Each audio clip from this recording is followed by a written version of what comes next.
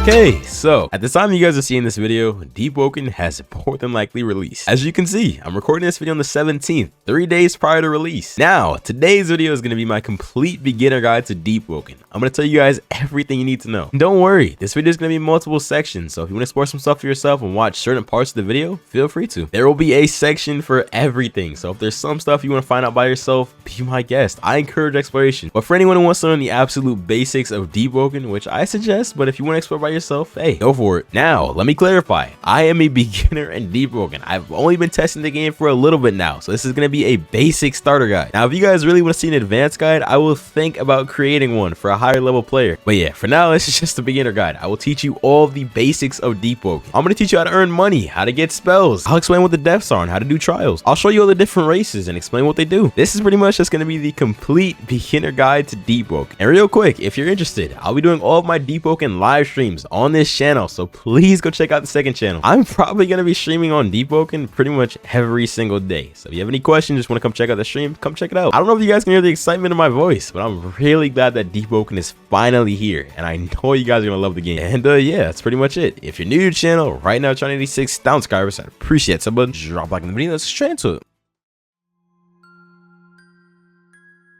Alright, so we are in game, and the first thing you want to do is just press any key on your keyboard to continue and click on continue. Now, the first thing you're going to see when you hop in game is new slot, and you have the ability to purchase a new slot for 200 Robux. I don't know what the max slots are, but I'll probably edit it on top of this as I'm recording this. For the purpose of this video, I'll go ahead and buy a new slot because why not? Now, for anyone wondering, let me just explain the names next to the character slots. This right here is your levels. So as you can see, Xavier Xertoke, Phoenix Worgen, that's my character's levels. Level 42 and level 1, that's where your levels are. And this is the location of your character. So now I'm going to go to make a new slot. So as you can see, once I click on that new slot, it'll bring me here. Once you make a new slot, you'll get a random race, and as you guys can see, I got Khantrast. Now, if you don't like the race you got, you can reroll it. However, you can only reroll it once per wipe. If I want to reroll Khantrast, all I gotta do is come here and click reroll race. Once I do this, it'll give me a new race. But the thing is, I can't do this again until I wipe. However, you can switch. So if I click on switch to Khantrast, I can do this. Now, if I want to reroll this slot again, I have to wipe. Now, if you guys want to see other races, I'll put a segment in the video for that. So if you want to see that, feel free to. So reroll variant, all this does is reroll your character's appearance. There's variants for every single race. It just changes the way you look. Feminine / masculine. I'm not sure what this does. I'm sure it changes something. Names, feminine, neutral. This is just your names. Doesn't really matter. Faces. There's facial markings and just overall expressions for everything. Facial markings, just the way your character's face looks. I personally like having a scar like this. Also, you can toggle your eyelashes by clicking on this button. Ornaments. Certain races do get ornaments. As you guys can see, if you're Khan, you get the monkey ring. Pretty sure this is from God of High School, but yeah. Starting weapon. This is really important because this decides the weapon that you'll be starting off with. There's stilettos, which is dagger,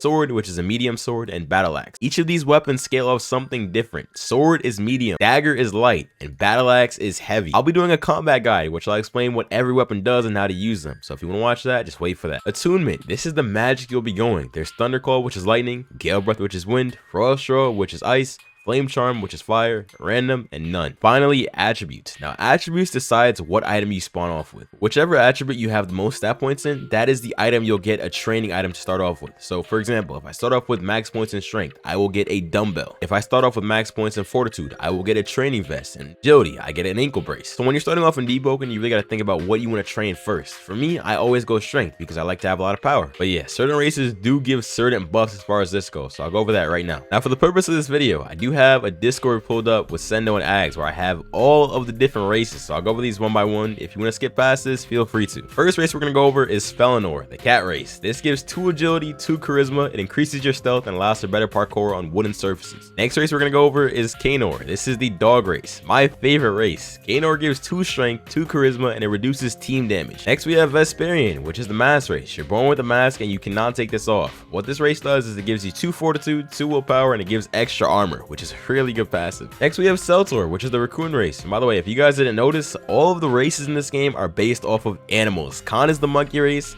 Felinor is cat, Vesperian, I'm not quite sure what this is. Seltor is raccoon, Khantrast is dog, this is deer, This is, or this was this Etrian. This is snake race, but yeah, you guys get my point. Anyways, Khan gives 2 strength, 2 agility, and they can also equip things with less stat points required, which I'll go into more depth in later. Next we have Grimoire, the deer horn race. What this race does is it gives 2 strength, 2 fortitude. You spawn in with a compass and you lose less hunger. Now I'm not quite sure what the compass does, but I'm sure it's useful somehow. If I do figure out what the compass does, I will probably edit it over this right now, but yeah. Next up we have Ganymede, and this race looks just like this. This is, I think, the rarest race in the game actually, and what Ganymede does is it gives you 2 intelligence, 2 willpower, and you gain resistance from sanity. This is a really useful passive. I'll go into more depth on this later. And then we have Adric, which gives 2 charisma, 2 willpower, better start and reputation with actions, and auto dictate. I'm gonna explain what both of those things mean. And then finally we have Lightborn, which I'm pretty sure you can't even obtain, so don't even worry about this race. But what Lightborn does is it gives +5 to any stats, 2 agility, 2 intelligence, and you take less damage from acid rain. I don't know if that's completely true. So I was recording this, being the idiot I am, I forgot about 2 races. The first one being Etrian. Really quick,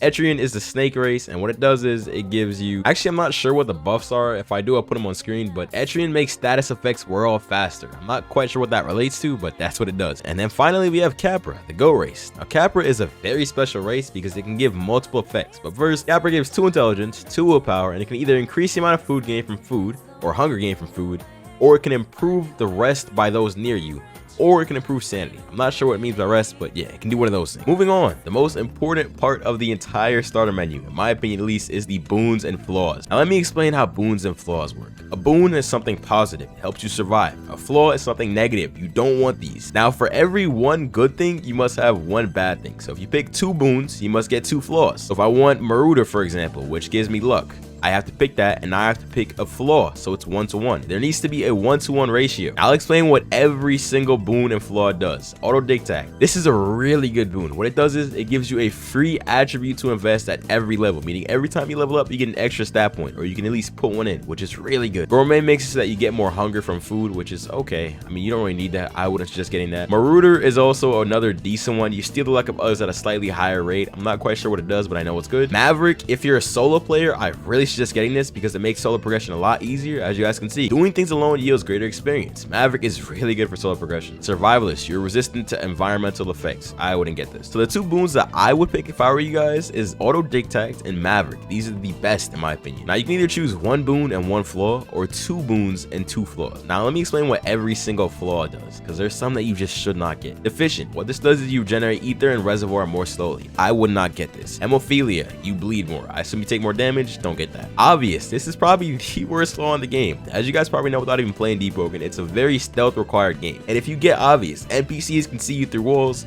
you just get detected a lot easier. So I really don't suggest getting obvious. It's literally the worst flaw. Don't get that. Simple, you learn things that are slower than others. Do you want to progress slower? If not, then don't get that. Squeamish, this is a very good flaw. Having to physically take the life of another makes you lose stomach, meaning every time you kill something, you lose hunger, which isn't bad. That's really good. I would suggest getting that. And then vegetarian, you can't eat the flesh of animals, so that's obviously good. Squeamish and vegetarian are the 2 that I would get because it's literally about food, and you can get food anywhere. The rest of these either affect your progression, or you know, they're just bad. If you're playing alone, or if you just want to progress well, I really suggest going for auto dictate and Maverick. This is the way I would go. And yeah, that's pretty much it for the menu. Now real quick before I get off the menu, I'm gonna explain what every single training item does. So strength increases your raw physical strength. It increases your carry load as well, meaning you can carry more things. Fortitude, your ability to resist damage and disease. Now fortitude also increases your health, which is important to know. Agility, your sleight of hand and nimbleness, improves parkour and stealth. Intelligence, your logical and processing. Ignore that. All you need to know is intelligence gives you more ether and reservoir. Willpower, sanity and reservoir. Charisma increases ether. I'll explain what all of that means very soon. But yeah, how I would do it is, if you're someone who wants to fight and just purely fight, I would probably start by getting strength. I'm not gonna lie, that's the move. Okay, so while I was editing this video, apparently I completely forgot to explain what every single stat gave for training items. I don't know why I forgot that, but basically strength will give you a dumbbell that increases your strength stat.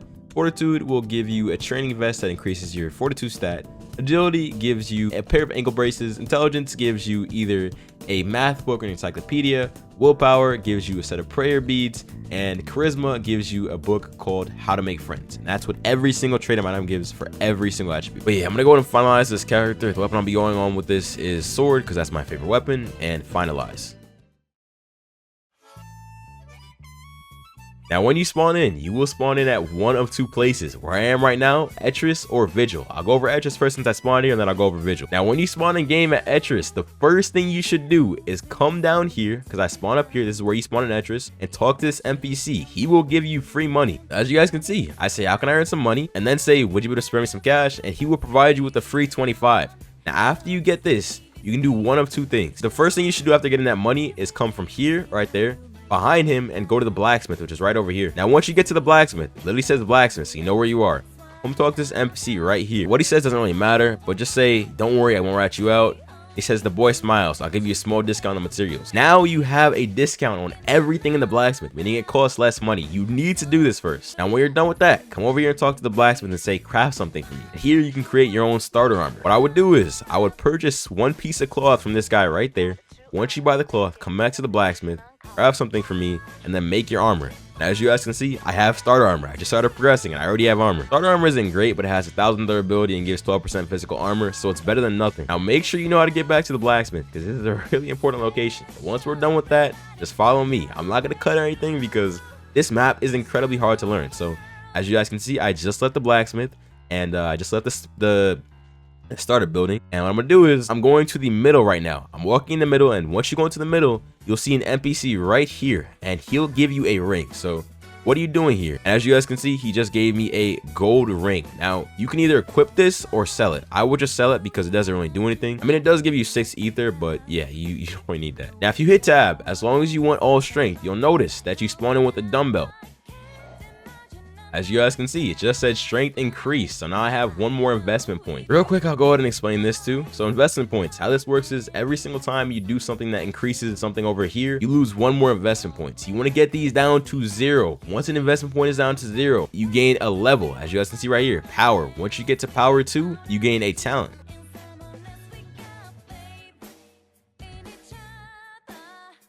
Okay, so once again, while I was editing this, I noticed I made a mistake here. I said that once you gain a level, you gain a talent. That's not necessarily true. Every level you get a list of cars to choose from. Now, you can either choose to gain a talent or gain a skill. It's random. You could get all talent, you could get all skills. It's pretty random, but you're more likely to get a talent than a skill. And yeah, that's pretty much it. Every power up / level up, you gain one card list. You gain a list of cars. Once you're done using the dumbbell, it should say, I've learned what I can from training right now. I should put it into practice. What this means is you have to go out and explore and you have to fight. Now, what you'll notice is there's signs for everything in Etris, okay? So if you want to get somewhere, it'll be there. Right now, I'm going to show you guys how to make a decent amount of money as a starter player. So right now, I'm standing directly in front of the guy with the sword, and I'm going to head in the opposite direction. I'm going right here, down here, across the bridge. And what I'm gonna show you guys how to do is I'm gonna show you guys a basic way to earn money as a fresh spawn player. So we're gonna keep going this way.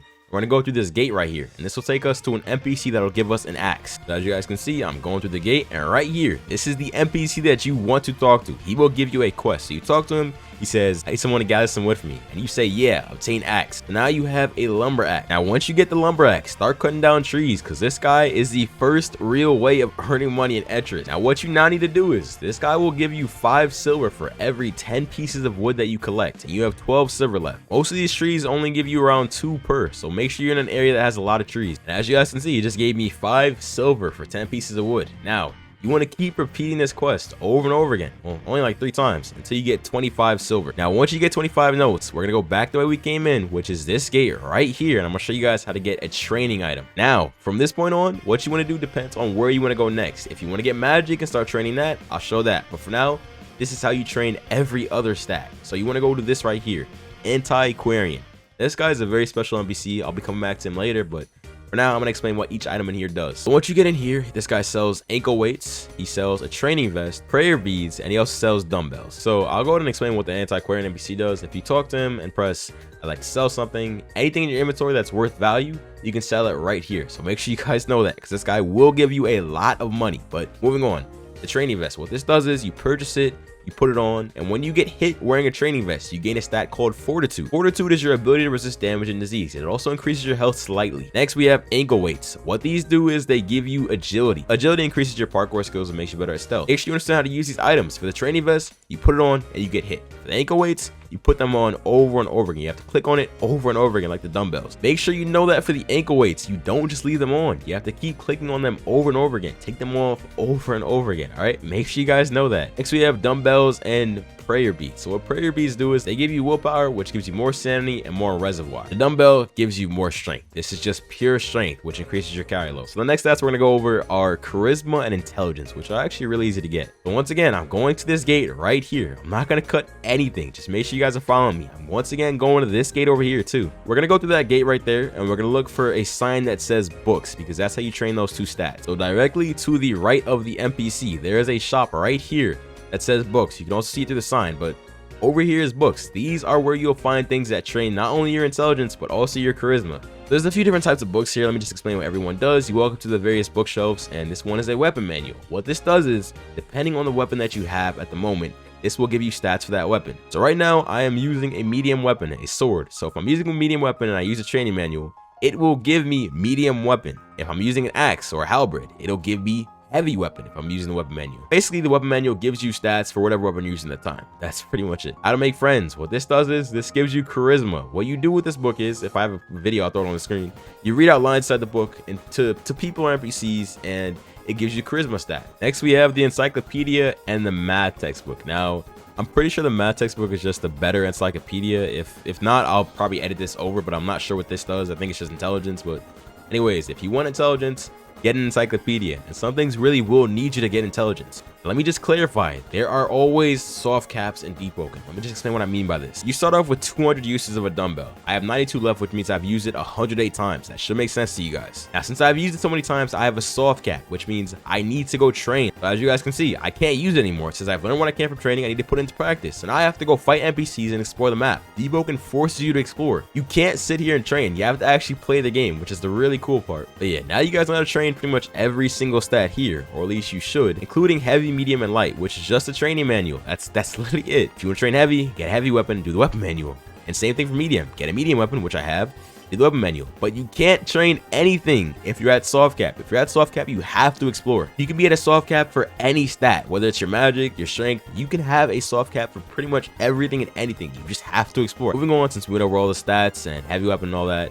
next, I want to show you guys how to get magic, how to train that. So I'm going back to the middle. This is a really important place, so make sure you know everything about this. So we're gonna go behind the tree this time. And once you go behind the tree, you'll see there's a building over there that says mantras. Mantras is magic in Deepwoken. So we've entered the mantra building. As you guys can see, there's a lot of stuff that you guys probably don't understand yet, but I'll explain it. Even though some of these items might look crazy, these are literally just training gears for different magics. So this right here, the Hermafrost, this is just ice. This right here, lightning. This right here, Hurt Gem, that's for fire. This, I'm pretty sure this is for shadow magic, but I'm not 100% sure. Gale Kata, this is for wind magic. Now let me explain. When you're training certain stats, you don't spam it. Okay, so how do I explain this? For the dumbbell, with this, I can click on this over and over again because there's no other way to train it. Or if there is, I'm not sure what it is. But what happens is you use the training material, and you should see an arrow next to the stat. When that arrow is there, you don't have to keep using the same thing over and over again. Instead, you do whatever that is that requires that stat to get stronger. Let's say I have ice magic, right? I use the Hurt Gem and I get an arrow next to my ice stat.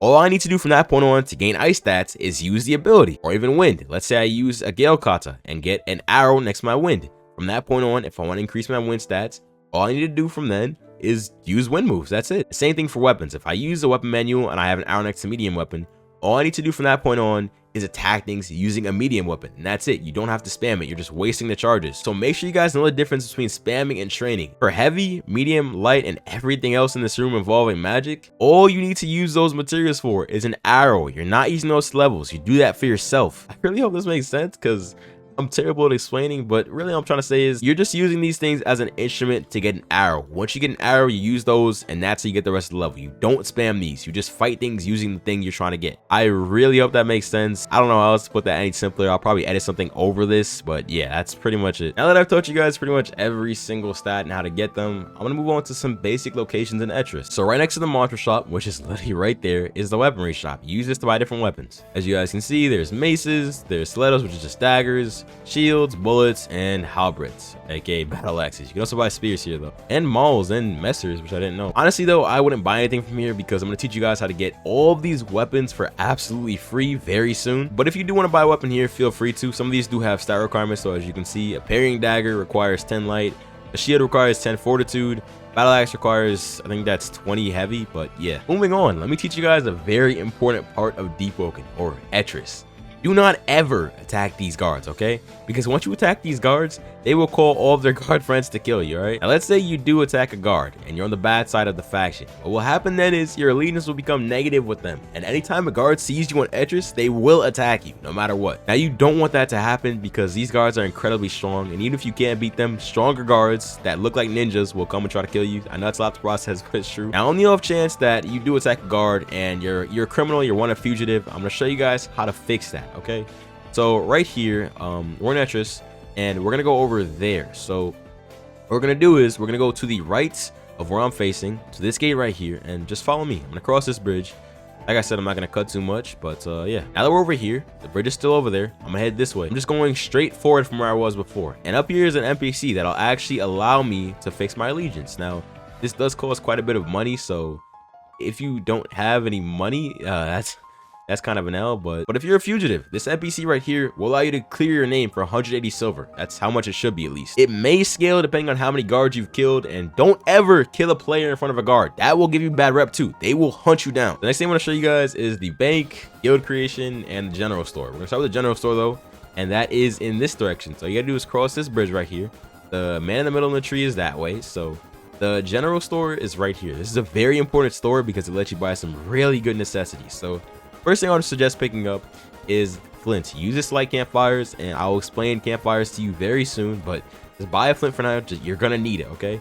I also just getting a pickaxe because you're gonna need that too for farming ores. You don't need to buy wood because you can pick that up off the ground, and yeah, don't waste money on wood. You can get that from the ground or just knock it down with a tree. Now you have a lumber axe, so don't worry about that. Next we have Lance's food. I will show you guys how to make some really good basic food recipes, so don't worry about food for now. I don't even suggest wasting money on that. And then finally, if you continue down this path, you have the guild house. Now, in order to make a guild, I believe it's power 15 or higher, and also 100 notes. Talk to this NPC right here.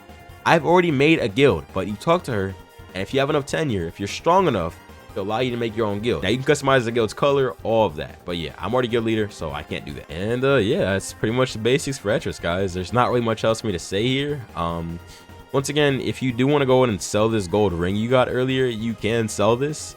But that's, oh, one more thing, actually, one more thing. So when you do eventually want to leave Etris, I'll show you guys how to get out. So looking at this right here, I am going directly in front of the man with the sword, and I'm heading down this way. This is the path to leave Etris. I'll show you guys how to get to the docks. So we're gonna keep heading through this right here. We're gonna go down, and we're gonna cross this bridge right here. And across this bridge, we're gonna keep going down.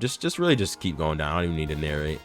As you guys can see, when I just explored this, I got a baby EXP. When you see that little glowy thing around your character, that is EXP. Also, a really good piece of advice: pick up every single little piece of food you find. Food will be very important in this game. Continue going down this path, really just go down the mountain from the top, and you will see this right here, this little samurai gate. And this is the way down to the dock. You going down, and I'll just jump down here. You can slide down if you want to, but you don't need to. Yeah, this is the docks. We're now at the Etris docks. For the next part of this video, I'm going to teach you guys some basic controls that you need to know. For one, all weapons share the basic controls, so don't worry about this. When you press F once, you're parrying, okay?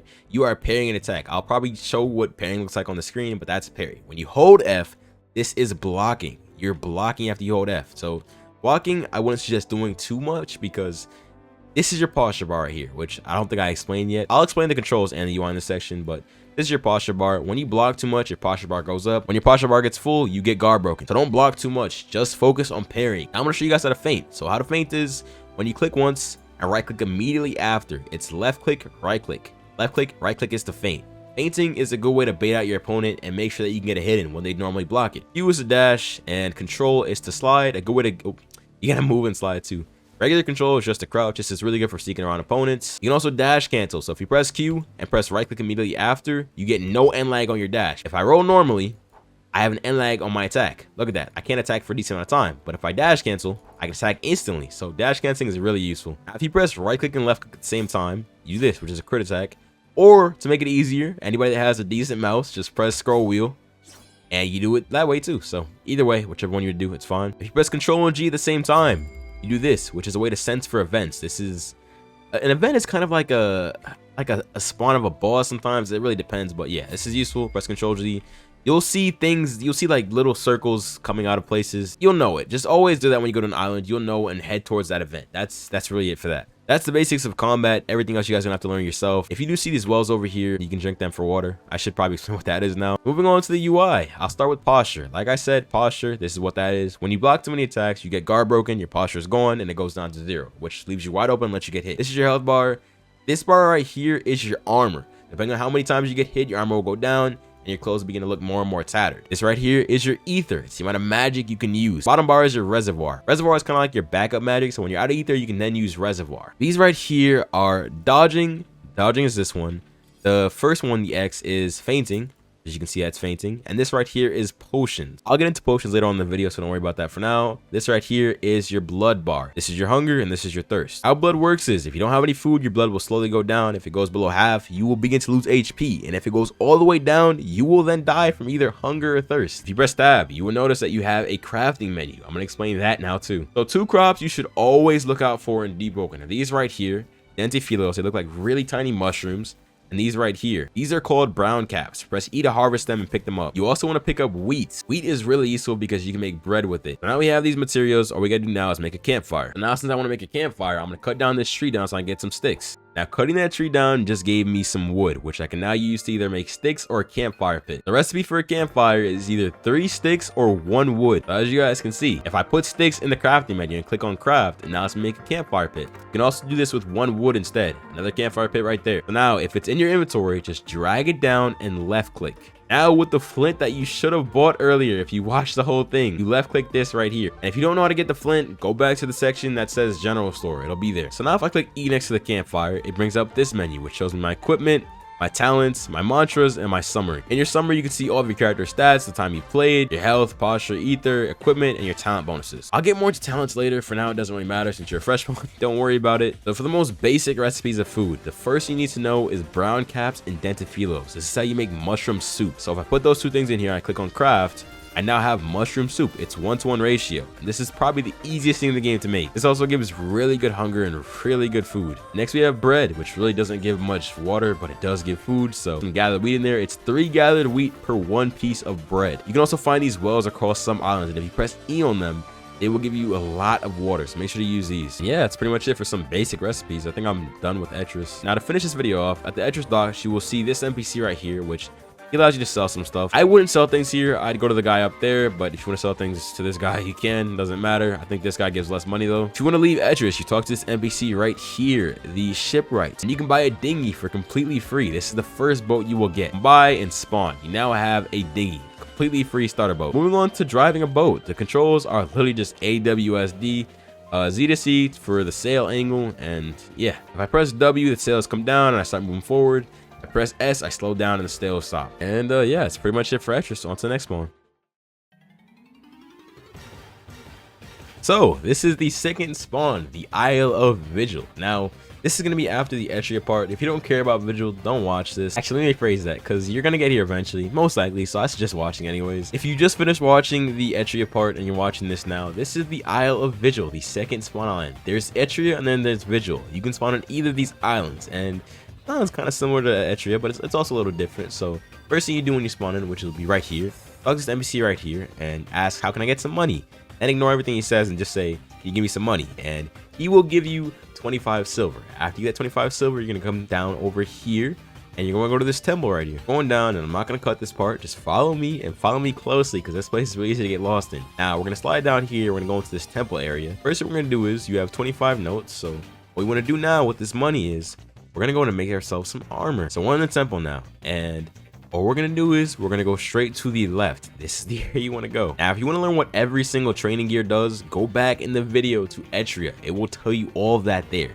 But here you can buy some items for intelligence. This area right here is called the library, and you can buy certain books and stuff here. If you watched the guide before, encyclopedia for intelligence, I'm assuming the math, there it is, math textbook. There's all kind of stuff you can buy here. Moving on, outside of the library, we want to go to the blacksmith. So go back to the start, the entrance of where you came from. You can see the temple over there. And this time we're going to go left instead of right. The left area brings you over here. Now follow me closely. We're going to keep going down this way, okay? Keep going down and take a strong right here.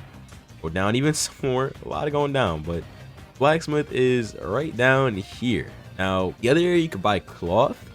I don't think you can buy cloth here, which is kind of an L, but yeah, I mean, you can talk to the blacksmith here, but we can't make cloth. So honestly, guys, I can't really say much for Vigil. I would really suggest just spawning or just wiping until you get to Etria, because Etria is really just the better spawn.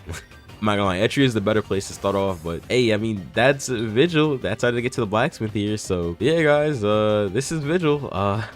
I really do suggest just spawning at Etris instead, or just wiping until you get there. If you want an easy way to wipe, go attack those guards right there. I don't suggest doing it, but hey, if you want an easy way to wipe, attack these guards and they will kill you. Just keep doing that until you're dead. An easy way to get some, I guess, health back, there's a campfire right over there. If I go to that campfire, I heal up. I will show you guys how to get to the dock. You're gonna want to go down to the temple and to the left and keep going down this area. And once you get to a certain point, you should see a zip line, which is right here. And all we gotta do to get on the zip line is press E. You can do this as a freshie, so press E and we'll take the zip line. You slowly start going faster as you go down.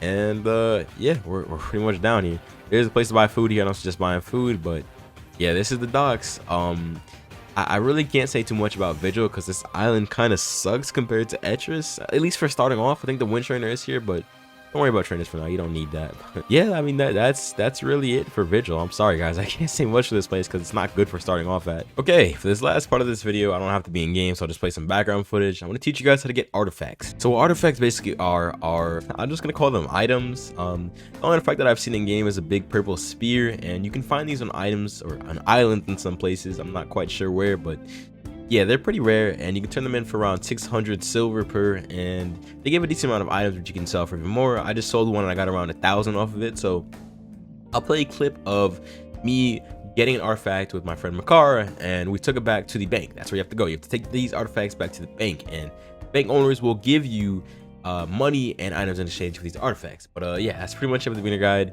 Hopefully this helped you guys out. If you want to, I guess if you want an advanced guide, let me know, and if I feel like that's needed, I will. But yeah, it's gonna take a long time to edit, so I'm gonna go do that. And yeah, if you guys enjoyed, I'll see you guys later.